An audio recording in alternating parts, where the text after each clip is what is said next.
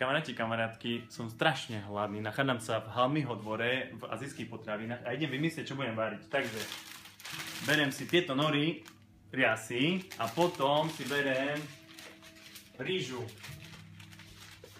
To tu, thajský tiger. Pozrite sa, toto budem variť s tým a ešte musím vymyslieť nejakú plnku a to bude prekvapenie. Kamaráti, kamarátky, sledujte, dneska to budem variť.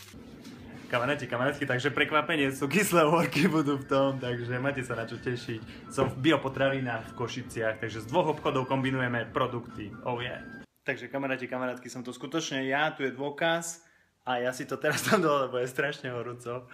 Takže na tento recept budeme potrebovať veľmi málo vecí a to je len tá kvalitná ryža, thajská, tieto výborné riasy a pozrite sa to sú takéto dnuka, hej, že oni sú už pražené a sú solené. Takže to nie je také, jak tie bežné na suši, čo tak nejak chutia, ale tieto sú kocinkovo dobré, kapete. No a potom uhorky, čo som kúpila, to je samozrejme blbosť kupovať uhorky zavarané, keď je uhorková sezóna, takže pozrite sa, čo ja tu mám. Ja tu mám, kamaráti, kamarátky, rýchlokvasky, ale ešte nie sú hotové, takže tie budú až za pár dní. Takže zatiaľ budeme robiť s tými uhorkami. Je to taká kuriozita, že tú rýžu vlastne nepotrebujeme veľmi umývať, lebo sa môže kľudne lepiť. Takže ju vôbec aj nemusíte preplachovať. Ja ju preplachujem už čisto len zo zvyku. Dáte tam vodu fajnú. A nemusíte tam dávať ani veľa soli, lebo tá rýža v podstate nemusí byť slaná, keďže tie riasy sú slané. Takže zapnete to a varíte. Pokiaľ niekto z vás sa chce naučiť, ako variť rýžu, tak tomu potrebujem zasvetiť úplne samostatnú kapitolu, lebo variť rýžu, kamaráti, kamarátky, to je umenie.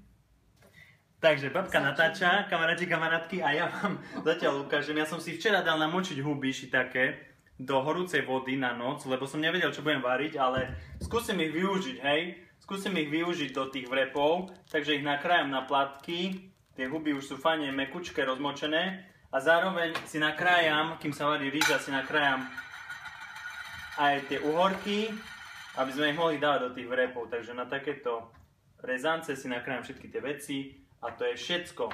Taký jednoduchý recept. Takže najdôležitejšia vec pri tom recepte je v podstate, aby sa nám dobre uvarila rýža. No a to už ako som spomínal, tu je umenie.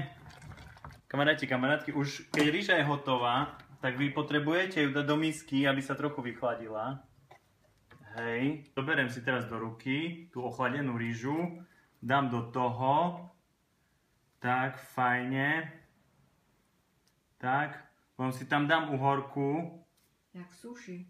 To je jak sushi, ale sushi sa robí dajak komplikovane a toto sa robí ľahko, pozrite, lebo to je len tak prehnem a tak prehnem a už je to vybavené, hej, tu dávam. Hotové. Teraz vyberiem druhý platok. Tu zoberiem, dám rýžu. Nemusím nič riešiť, hej, jak to tí indiáni, čo sushi robia. Základ je, aby ste nemali horúcu rýžu, lebo sa popalíte. Nesmiete mať horúcu, musíte si nechať vychladiť chvíľku. Tak, a teraz dám čo? Dal som z uhorkou, a teraz robím zo shiitake.